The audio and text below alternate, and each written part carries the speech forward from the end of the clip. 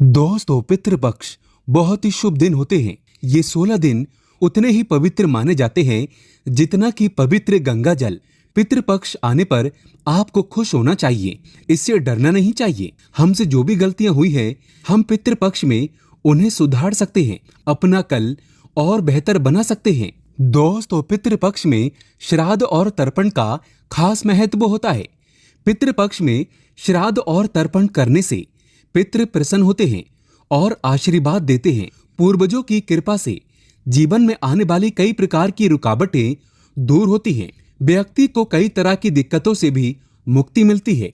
पितृपक्ष या श्राद्ध ये हमारे पूर्वजों को समर्पित है और श्राद्ध पक्ष के दौरान जितना ज्यादा हो सके सारे कामों को त्याग कर अगर कोई व्यक्ति विशेष तौर से अपने पूर्वजों को प्रसन्न करने में लग जाता है तो उसकी कुंडली के बारे न्यारे हो जाते हैं। साक्षात उसके जीवन में भगवान विष्णु की कृपा तथा माता लक्ष्मी की कृपा बरसती है। इसी वजह से पितृपक्ष का विशेष महत्व रहता है। इसी तरह से पितृपक्ष के दौरान बताया जाता है कि जिस प्रकार आप अच्छे कार्य करके अपने पूर्वजों को प्रसन्न करते हैं, तो दूसरी तरफ इस दिन कुछ कार्य ऐसे हैं जिन्हें करने के लिए कतई मना किया जाता है।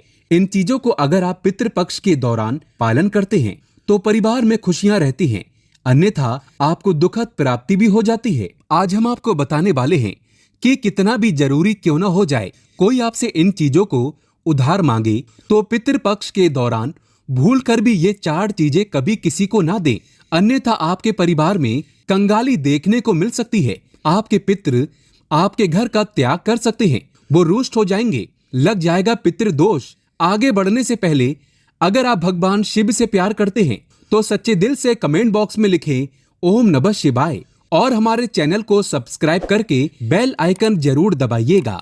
दोस्तों, आज के समय में उधार देना या लेना हर व्यक्ति के जीवन में जरूरी सा हो जाता है। कोई किसी को उधार देता है तो इस बात के लिए कि उन्हें उनके जीवन में अच्छी चीजें वापस प्राप्त हो सके, तो इसकी वजह से उधार देते हैं। तो कुछ व्यक्ति सामाजिक सरोकार निभाने के लिए उधार देते हैं। लेकिन दोस्तों, क्या आप जानते हैं, खास तौर पर पितृपक्ष के दौरान अगर आप ऐसा करते हैं तो आपके जीवन में कंगाली विद्यमान हो जाती है। इसीलिए कम से कम पितृपक्ष के दिनों में तो ऐसा ना करें। बात करते हैं सबसे पहली चीज की। पितृपक्ष पर सबसे पहली चीज तो ये है कि अपने पूर्वजों से जुड़ा धन या किसी भी प्रकार की कोई चीज आप किसी भी व्यक्ति को ना दें। जैसे कि हमारे बुजुर्गों द्वारा दिया गया कोई चांदी का सिक्का या रुपया पैसा या फिर आशीर्वाद के तौर में दी गई कोई कीमती चीज या कोई धार्मिक वस्तु या किसी भी प्रकार की कोई निशानी और भगवान से जुड़ी पूजा की सामग्री आप भूल कर भी किसी को उधार या फिर दान के तौर पर कभी न दें, क्योंकि माना जाता है कि अगर आप इस प्रकार की सामग्री दूसरे व्यक्ति को दे देते हैं तो आपके पूर्वज नाराज हो जाते हैं और बुजुर्गों द्वारा मिला आशीर्वाद खत्म हो जाता है। इससे पितृदोष लगता है और आपको वो नहीं प्राप्त हो पाता जो आपके पूर्वज यानी आपके पितृ जो आपके लिए करने वाले थे।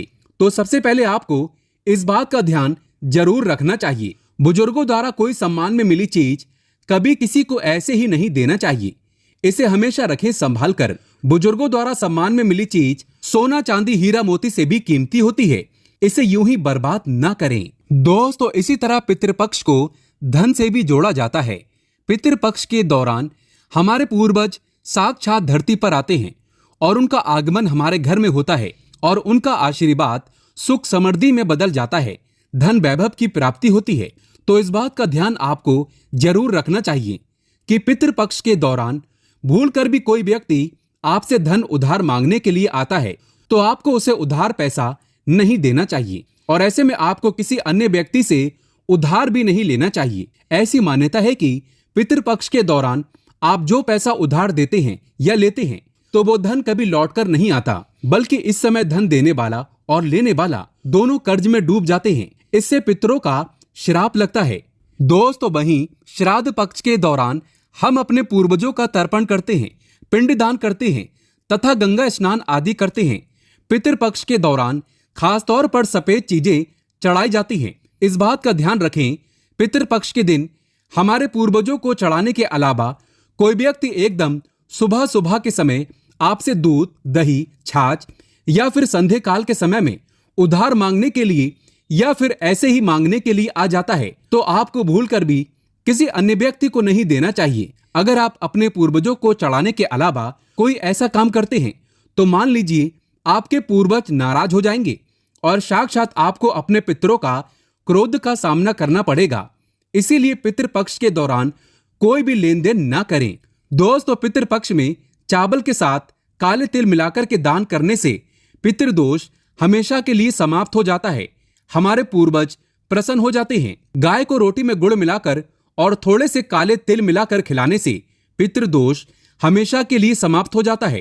तांबे के लोटे में जल में थोड़ा सा गंगा जल मिलाकर और थोड़े से तिल मिलाकर पीपल की जड़ में चढ़ाने से हमेशा के लिए पितृदोष समाप्त हो जाता है। दोस्तों, अगर आप किसी व्यक्ति को गिफ्ट देना चाहते हैं या फिर गिफ्ट के तौर पर कोई चीज है देना चाहते हैं, तो खास तौर पर पितृपक्ष के दौरान भूलकर भी आपको किसी को भी अपनी पहनने वाली घड़ी या फिर आपको बाजार से नई घड़ी खरीद कर आपको नहीं देना चाहिए, क्योंकि हर व्यक्ति के साथ उसका समय अच्छा या बुरा चलता रहता है। आपको घड़ी किसी से लेनी भी नहीं चाहिए। अगर किसी व्यक्ति का समय अच्छा है या आपका भी समय अच्छा चल रहा है और अगर आप किसी अन्य व्यक्ति को अपना समय दे देते हैं तो आपको आने वाले समय के अंदर अच्छे परिणाम देखने को नहीं मिलते हैं। इस बात का आपको जरूर ध्यान रखना चाहिए। दोस्तों, इसी तरह पितृपक्ष में कुछ चीजें ऐसी होती हैं जो आपके घर की सुख समृद्धि से जुड़ी होती हैं, तो ऐसे में वो चीजें आपको किसी को भी उधार नहीं देना चाहिए, वो भी संध्या काल होने के बाद।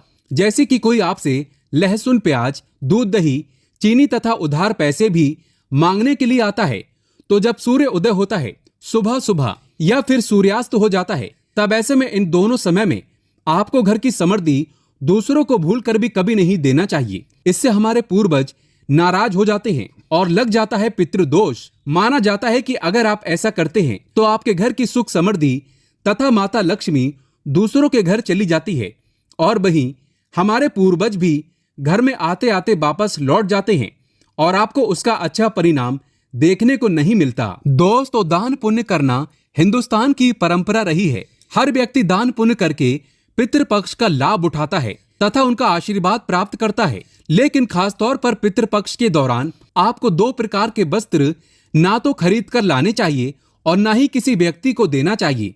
इसके अंदर पहली चीज तो है काले और सफेद कपड़े। पितृपक्ष में सफेद कपड़ा दान करने से हमारे पूर्वज प्रसन्न होते हैं और पितृदोष में कमी आ जाती है। माना जाता है कि अगर आप पितृपक्ष में काला कपड़ा दान करते हैं तो आपको पितरों का श्राप लगता है और ये आपके जीवन को प्रभावित करता है। ऐसे में जीवन में दुख आ जाते हैं, तो इसी वजह से इसका ध्यान रखना चाहिए। विशेष तौर पर काले कपड़े आप किसी को भी दान के तौर पर कभी मत देना। इस दिन थोड़े बहुत फटे कपड़े भी दान नहीं देना चाहिए। ऐसी मान्यता है कि अगर आप ऐसा करते हैं तो सामने वाले व्यक्ति के जीवन में कंगाली आ जाती है और देने वाले व्यक्ति के जीवन में राहु दोष लग जाता है और साथ ही साथ हमारे पितृ हमसे क्रोधित होने लगते हैं। तो इस बात का आपको जरूर ध्यान रखना चाहिए। पितृपक्ष के दौरान अपने लिए नहीं दूसरों को देने के लिए वस्त्र खरीदना चाहिए और दान करना चाहिए, लेकिन काला कपड़ा दान न करें। सफेद कपड़ा दान करना बहुत ही शुभ और मंगलकारी माना जाता है। दोस्तों, महिलाओं की आदत होती है कि जब रसोई के अंदर किसी प्रकार का सामान कम या ज्यादा होता है तो अपने आस पड़ोस में मांगने के लिए आ जाते हैं, जैसे कि तेल, घी या फिर अपने घर की हल्दी। ये तीनों चीजें सौभाग्य का प्रतीक मानी जाती हैं। खास तौर पर पितृपक्ष के दौरान जिस घर में ये चीजें होती हैं तो वहां पर सुख समृद्धि बनी रहती है। तो पितृपक्ष के दौरान अपने घर से भूल कर भी इस प्रकार की कोई भी चीजें आपको उधार ना तो देना चाहिए और ना ही किसी से लेना चाहिए। अगर आप ये गलती करते हैं तो देखते ही देखते आपके परिवार पर दुखद परिणाम देखने को मिल सकते हैं और आपके घर की सुख समृद्धि दूसरों के घर चली जाती है। दोस्तों, पितृपक्ष के दौरान अगर आप किसी व्यक्ति को दान देने की सोच रहे हैं तो आप नए कपड़े दे सकते हैं।